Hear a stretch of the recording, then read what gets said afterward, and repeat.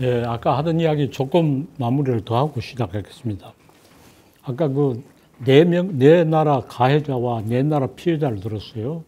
가해자는 공통적으로 특수성을 주장해요. 거기에 대해서 피해자는 보편성으로 맞서요. 그리고 가해자는 반드시 차등론을 주장해요. 피해자는 차등에서 우리가 더 상위에 있다고 말하는 건 매우 어리석어요. 차등론을 대등론으로 바꾸는 것이 마땅하죠. 어리석은 사람들은 차등에 우리가 더 위에 있다. 우리가 더 힘을 쓴다. 힘이 세다. 우리가 더 큰 나라다. 이건 망상이야. 차등을 대등으로 바꾸는 거죠.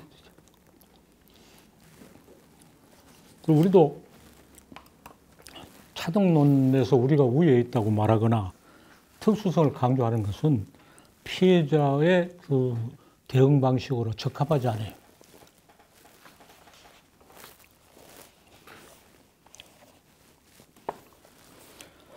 자, 2칠에서는 예술 창조와 학문 창조를 했습니다. 유튜브에서 내가 그린 그림 자화에다가 자설이라는 설명을 붙여서 유튜브 방송을 하고 있습니다.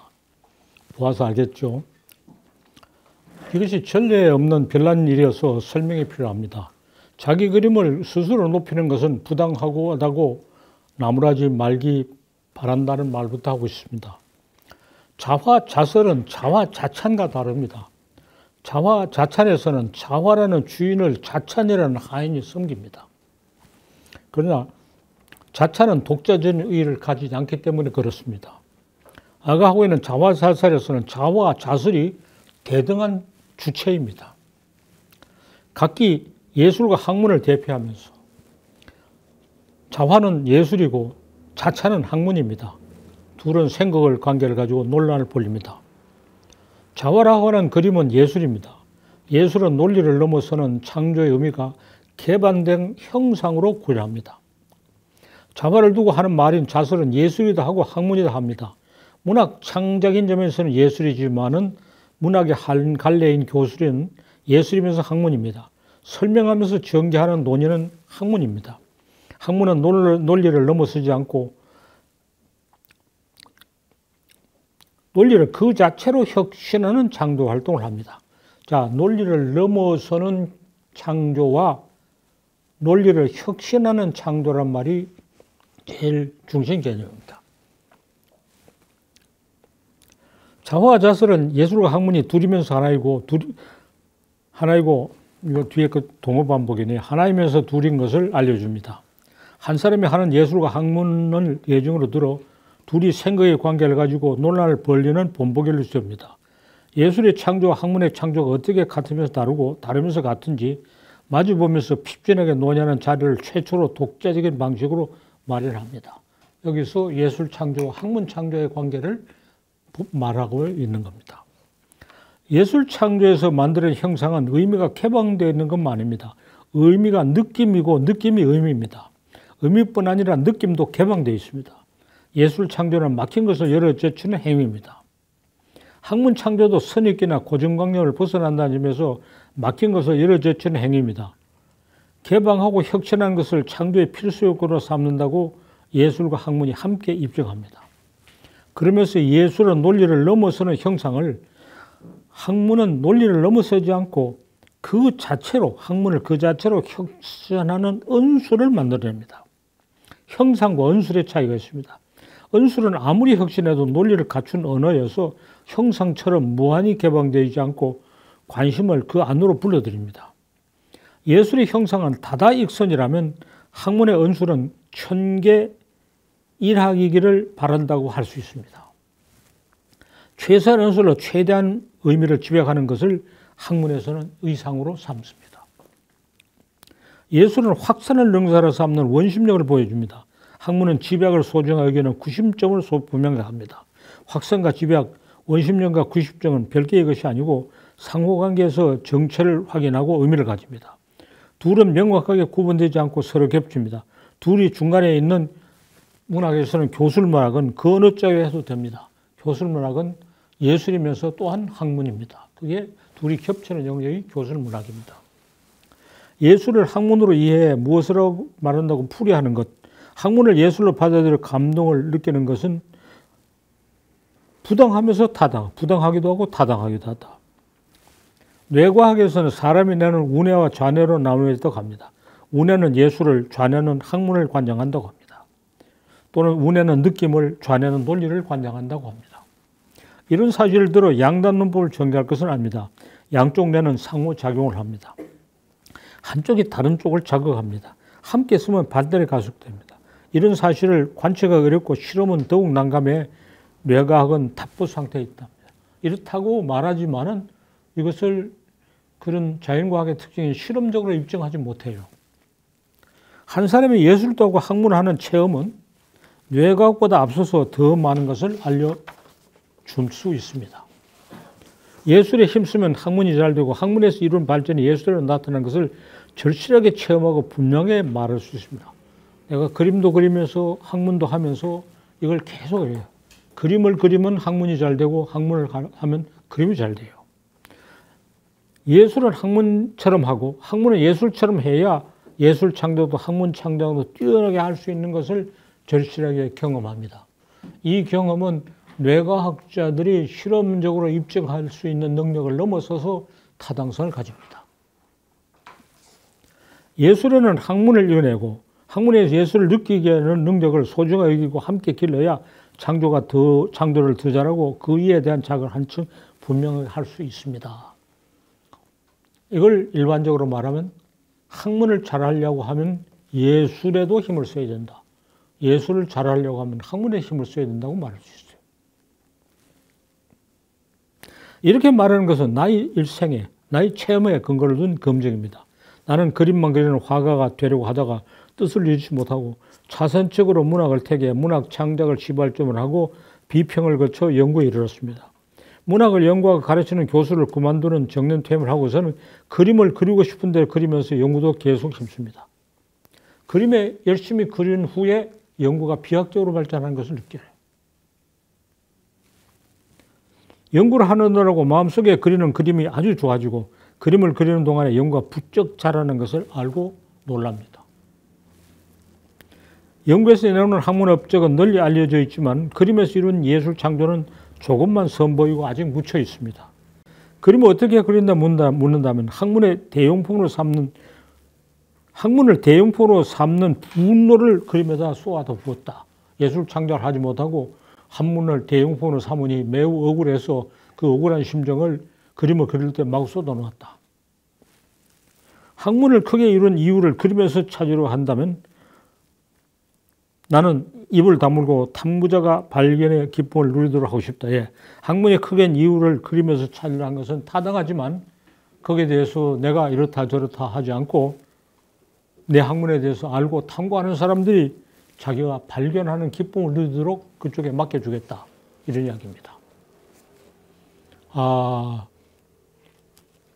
예술 창조와 학문 창조가 어떤 관계에 있느냐? 문제의식이죠. 그게 문제의식이죠. 문제의식은 많은 사람이 공유하고 있어요. 근데 그 문제를 어떻게 다뤄야 되느냐? 나는 한편으로는 체험으로 다루고 한편 논리로 다루고 그림을 그리면서 체험을 축적했고 학문화 논리에서 논리와 체험을 연결시켜서 이 문제를 다루는 것은 문제를 해결하는 방법입니다. 결론은 뭐다? 예, 둘은 상승작용을 해서 서로 잘 되게 한다. 이게 결론입니다. 그것은 사람의 좌뇌와 우뇌는 따로 작용하지 않고 서로 영향을 주고 자극을 해서 서로 자극을 해서 함께 활성화된다. 이게 결론입니다. 이 결론에 가지는 의의는 뭐냐? 한편으로는 교육의 의의입니다. 그걸 교육에서 예술과 학문 활동을 연결시켜서 해야 되고 또 각자 예술을 잘하고 하는 사람은 학문을 겸해서 하고 학문을 잘하는 사람은 예술도 해야 된다. 그러니까 문제의식이 뭐냐? 문제를 다룰 수 있는 방법이 뭐냐? 얻은 결론이 뭔가? 결론의 효력이 뭔가? 여러 가지를 다 정리해서 말할 수 있어요. 이렇게 말할 수 있는 것은 학문의 작업이죠. 그러나 이렇게 말할 수 있는 내용이 갖추어진 것은 예술 창작을 함께 경험했기 때문이고, 둘이 어떻게 맞물리느냐 하는 것을 가장 쉽게 알아보려면 그림을 그리고 자서를 유튜브에서 보면 이게 이렇게 맞물리는구나 하는 것을 알게 돼요. 내 자신을 대상으로 해서 매우 좋은 실험을 했고 그 결과를 이렇게 발표하는 겁니다. 이렇게 실험을 한 다른 전례가 별반 없는 것 같고, 또 그런 실험을 했더라도 그걸 이렇게 반성적으로 정리해서 논의한 경우는 별로 없는 것 같아요. 가장 기본적인 문제에 대해서 가장 심도 있는 접근이 아닌가, 이렇게 생각합니다. 여기에 대해서 토론합시다.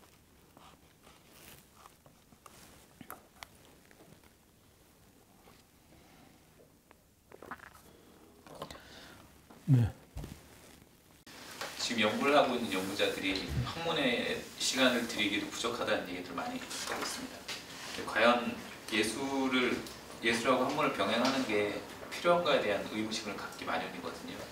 물론 두 가지를 같이 병행한다 그러면은 시너지를 낼 수 있을 것 같다는 생각은 들지만 정말 그럴 만한 가치가 있는지. 학문을 잘하는 데는 두 가지가 필요해요. 하나는 학문은 많은 노동을 필요로 하는 작업이에요. 수고를 많이 해야 돼요. 그러나 또 학문은 생각의 비약을 이루어야 돼요. 그래서 수고를 많이 하는 거를 더 중요시하면 예술의 시간을 뺏기는 것이 어리석죠. 그러나 비약적인 생각을 하는 것이 소중하다 하면 예술을 함께 했을 때 가능해요. 내가 경험해 보면 학문을 하기 위해서 예술을 저렇게 밀어놨을 때의 그 발전의 상승선과 예술을 한참 하고 다시 돌아왔을 때의 상승선이 훨씬 더 많이 상승돼요. 왜 근래 하는 것이 전보다 훨씬 내가 스스로 기록을 갱신하고 더 비약적인 성과가 있고 하는가, 예술 창작의 경험과 바로 연결되어 있기 때문에 그런 게 아니냐, 이렇게 생각해요. 그래서 지금 이제 중고등학교까지 교과에서는 미술도 있고 음악도 있고 이런 예술의 것이 있는데, 오히려 중고등학교까지 교육에서는 학문에 대한 뭐는 없어요. 그냥 수학도 그냥 문제 풀으라는 거지. 자, 그러면 수학과 음악을 같은 선생이 함께 수업을 하면 어떨까? 같은 선생님이 함께 수업을 하면서 수학과 음악이 이렇게 갖고 다르다 한다면 수학 공부도 음악 공부도 굉장히 비약적인 발전이 있을 거 아닌가.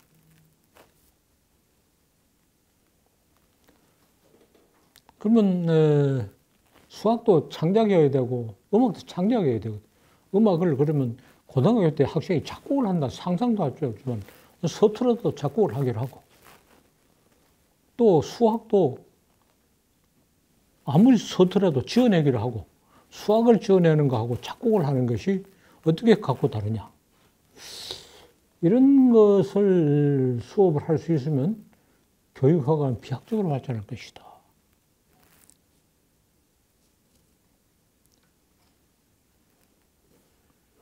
내가 쓴 글에 시와 수학이라는 게 있어요. 시와 수학이라는 게 있는데,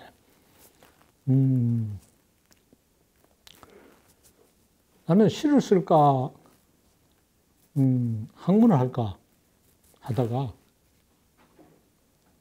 아니, 중학교 때까지의 취향은 아주 수학에 관심이 많았어요. 고등학교 내내도 수학에 관심이 많았어요. 나는 그러나 수학하지 않고 시 공부하겠다. 그래서 수학은 버리고 시 공부하는 학과에 갔어요. 그런데 입학 시험을 참 잘 봤어요. 왜? 수학 시험을 잘 본 거예요. 그런데 수학을 버려놨는데 이 수학이라는 놈이 시 공부하는데 슬금슬금 나타났어요. 슬금슬금 나타내서 시에 관한 연구를 많이 수학하듯이 한다고요. 시를 포함한 문학 연구를 나는 많은 것을 수학하듯이 해요. 그러니까 이게 참 잘 되는 거예요. 그래서 수학은 아주 보기도 싫고 전혀 능력도 없고 관심도 없어서 나는 문학을 공부한다 할 때 글쎄 문학이 얼마나 잘 공부할 수 있을지, 공부도 문제가 있지만 문학 창작도 그래서 잘할 수 있을지 그렇지 않은 것 같아요. 문학 창작도 수학과 관련을 가지고 있을 때 잘하는 거예요. 문학은 활짝 열린 영역이고 수학은 꼭 막힌 영역이라는 건 잘못이에요. 수학은 수학을 지어내는 거예요. 예. 그러나 수학을 지어내는 것은 아무나 되는 게 아니고, 누가 그래요? 수학 교수가, 우리나라 수학 교수의 80%는 평생 절대로 논문을 쓸 수 없다 그래요. 그런데 자꾸 논문을 쓰라니 가짜밖에 없다. 논문을 못 쓰는 사람, 남의 논문을 읽어내지 못한다 그래요. 이게 안 내려간다는 거예요. 뛰어난 사람은 남의 논문을 대각선으로 보고 아 이게 아니야 하고 덮어놓고 수학 새 논문을 10편을 쓴다는 거예요. 수학은 이렇게 정말 격차가 심한 세계다 그래요. 사실은 예술도 그래요. 안 되는 사람은 절대로 안 돼요.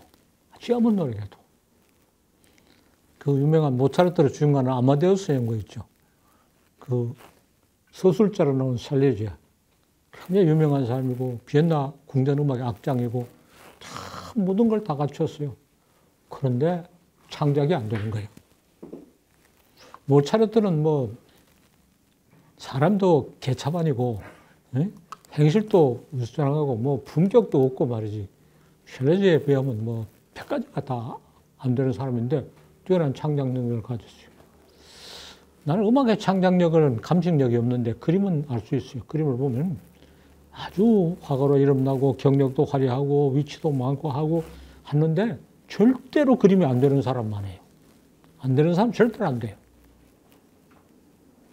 자기도 모르는 것 같아요. 그러면 그거 안 되는 걸 해야 되나? 예. 될 수 있는 가능성이 자기한테 있는데 그 가능성을 잘못 발견했거나 잘못 키웠거나 엉뚱한 짓을 해서 안 되는 게 아닌가. 본래 없는 게 아니고 있는 걸 자기가 뭉개버려서 안 되는 것 같아요. 자, 예술과 학문을 어떻게 접목시켜서 같이 할 것이냐 하는 것이 여기서 이야기할 수 있어요. 자, 질문하라고 내가 너무 많이 떠들었어요. 엘리아드도 선생님처럼 이렇게 엘리아드 종교학자도 공부를 학문을 하다가 막히면은 그 소설 창작을 하고 또 소설 창작 끝에 또 그런 사람들이 상당히 있을 거예요. 또 학자들 중에 무슨 바이올린 연주 같은 거 이런 거 하는 사람들 있고. 그러나 이제 음악에서의 창작은 작곡인데 음악은 작곡을 하지 않고 연주를 대신하니까 그거보다는 그림은 연주에 해당하는 부분이 없고 창작밖에 없거든. 그림이 더 좋아요. 또 그림은 배우면 안 된다는 게 내 지론이야. 배우면 안 돼요. 그냥 자기가 그리면 돼.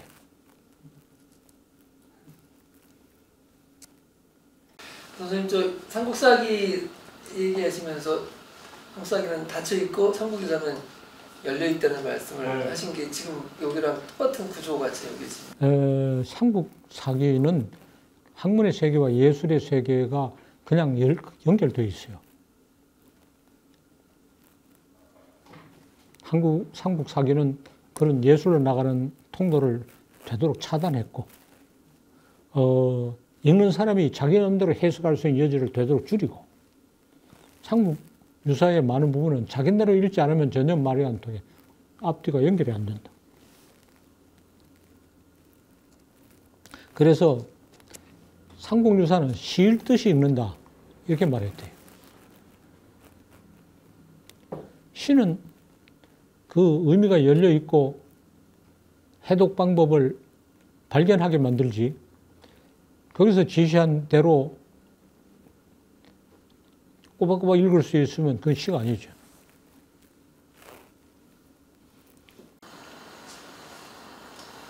선생님께서 여기서 말씀하신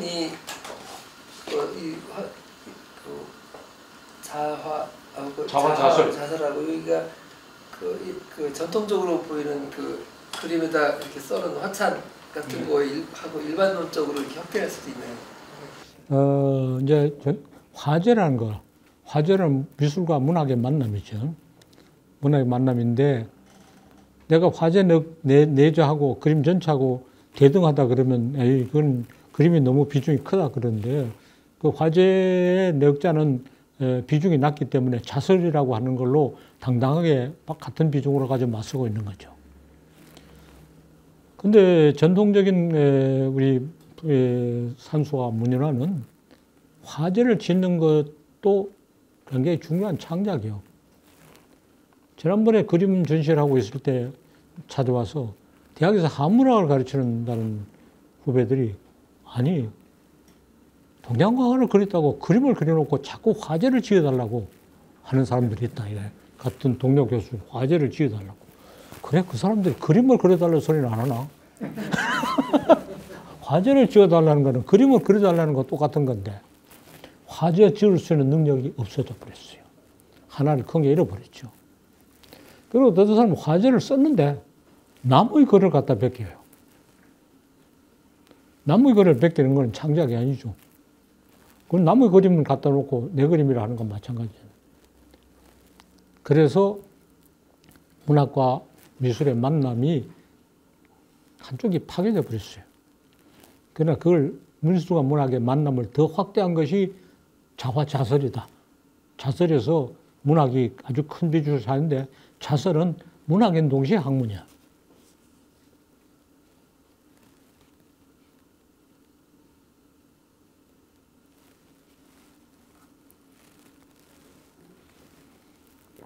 문인하고 전문가 화원의 그림의 차이가 문인화는 반드시 화제를 자기가 짓고 전문가는 화원의 그림은 화제가 없거나 그렇게 단순해. 김홍도나 그림도 화제가 없어요. 그냥 어디서 그래 총석정 이러면 써놨잖아요. 화제가 없잖아요.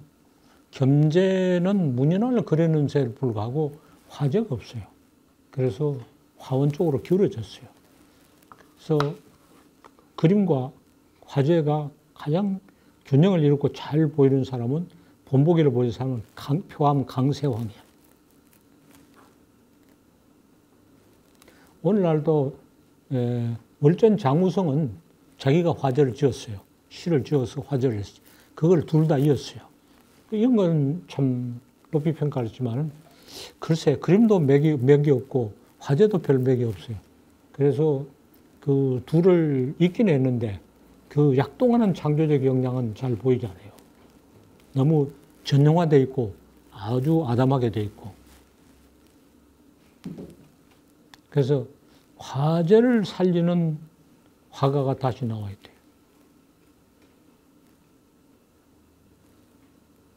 나는 한자, 네자로 그냥 화제를 다 붙이는데 그걸 아주 요약하는 의미도 있고 또 오늘날 사람이 다 이해할 수 있게 그림도 어렵지 않고 화제도 어렵지 않게 하려고 그러니까 쉬운 말 넉자로 화제를 붙여요.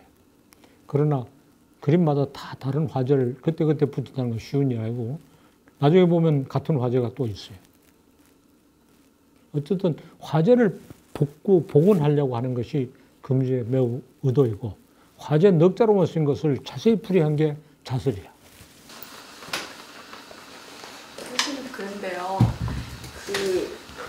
시를 쓰면서 그림을 그리고 소설을 쓰면서 그림을 그리는 사람들은 많이 있는 것 같아요. 우리나라에도 많이 있고 외국의 경우에도 많은데 학자가 그림을 그리는 경우 옛날에는 문사철이 하나여서 문인화 하는 분들은 다 그렇다고 볼 수 있는데 최근에 없는 것이 일종의 문명의 위기라고 말할 수 있어요. 문화의 위기를 정도로면서 문명의 위기라고. 왜냐하면 모든 것을 이렇게 세분해서 전문화한 것이 근대 문명이거든. 근대문은 전문화를 특징으로 한다. 이렇게 해서 많은 걸 상실했어요. 근데 시도 쓰고 그림도 그리는 경우에 시와 그림의 상승 자극은 학문과 예술의 상승 자극만큼 크지는 않은 것 같아요.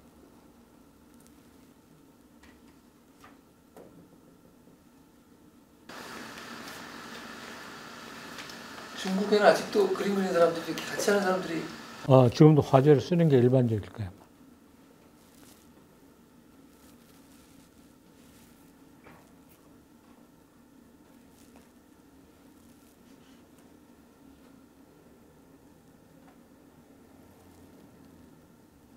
나무글을 갖다가 화재를 쓰는 거 보면 좀 겉보기는 그러던데 뭘 모르는 거죠.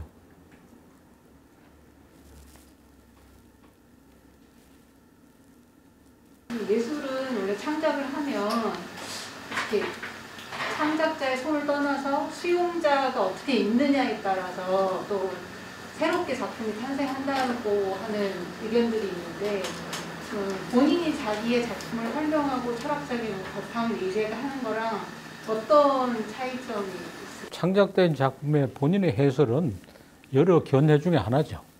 독점적인 타당성이 있는 게 아니고 여러 견해 중에 하나. 그리고 창작한 본인을 그 속속들의 뜻을 느끼고 창작을 했지만 설명을 하지 못하는 경우가 많아요.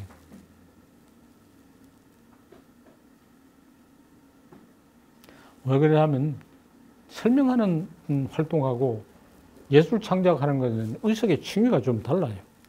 그 설명은 좀 더 표층적인 층위에서 이루어지고 창작은 심층적인 층위가 이런데 이게 소통이 안 돼서 지구에서는 이렇게 했어요. 문법에 아니까 문법에 맞게 말해요. 지구상에 어떤 언어가 멸종하는데 그 말을 하는 화자가 단 한 명만 있어도 언어학자는 그 문법을 기술할 수 있어요. 왜냐하면 문법을 아니까.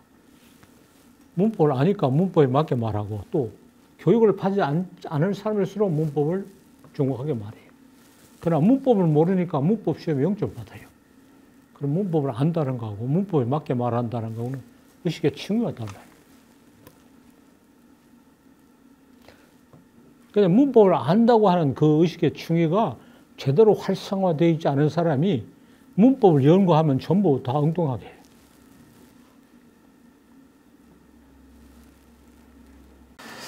그 예술에는, 특히 미술에는 현대 미술도 있고 요즘 정말 다양하잖아요. 이 창작이라는 그 자체의 그 의의가 있는 건가요? 이제 미술도 그림은 그래 두 종류 있어요. 쥐가 그리 푸신 대로 내면에서 우러나게 그리는 거하고 어떤 그림이 좋으냐 남 따라가는 그림이 있어요. 남 따라 그리면 자기의 창조적 주권이 훼손돼요.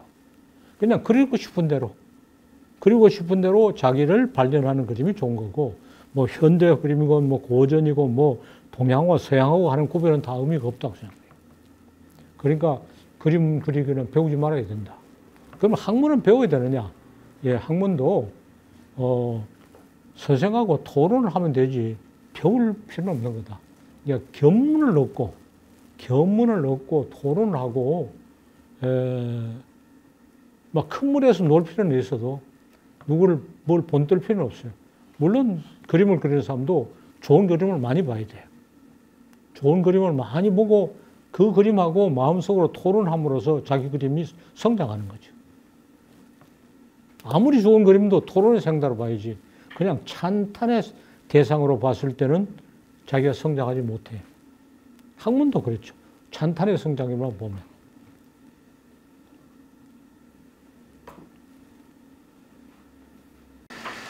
요새 그 요리가 대세이잖아요. 요리도 사실 뭐 예술로 이렇게 생각할 수 있잖아요. 요리도 가능할까요? 네, 요리. 음식. 요리. 예, 요리도 창조라고 그랬고, 김치 잘 담는 사람이 베토벤과 대등하다 그랬어요. 그것도 창조 주권이죠. 그러나 그 창조 활동이 학문과 예술하고 어떻게 연결되는지에 대해서는 잘 모르겠어요. 그것도 연구거리죠. 요리를 잘하는 것이 아마 예술하고도 연결되고 창문하고 연결되겠죠. 모든 창조 활동은 서로 연결되는데 구체적인 연결의 고리는 아는 게 별로 없어요. 그게 아직도 문제의식을 별로 가지고 있지 않으니까 탐구가 이루어지지 않고 거기에 대해서 절실한 문제의식을 가지면 탐구를 하는데 탐구의 방법이 여기서는 내 체험을 가지고 탐구했는데 그 요리하고 학문하는 것도 체험을 가지고 한번 탐구해봐요.